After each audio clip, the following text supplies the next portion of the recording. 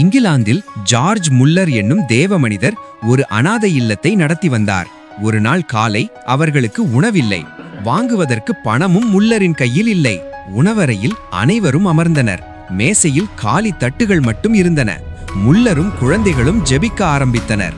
ஆண்டவரே, எங்களுக்கு உணவு கொடுத்ததற்காக நன்றி. ஆமேன்.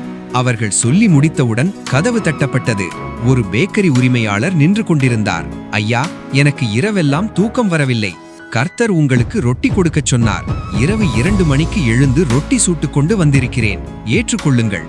சிறிது நேரத்தில் ஒரு பால் வண்டி அனாதை இல்லத்தின் முன் பழுதாகி நின்றது. ஓட்டுநர் சொன்னார், ஐயா, வண்டி பழுதாகிவிட்டது. உடனடியாக சரி செய்ய முடியாது. இந்த பாலை நீங்கள் எடுத்துக்கொள்ளுங்கள். அனைவரும் கர்த்தருக்கு நன்றி சொல்லி உணவு உண்டனர். ஜார்ஜ் முல்லர் தன் வாழ்நாளில் சுமார் 10,000 குழந்தைகளை பராமரித்தார். ஆனால் ஒரு முறை கூட யாரிடமும் உதவி கேட்கவில்லை. அனைத்தையும் ஜெபத்தின் மூலமாகவே பெற்றார்.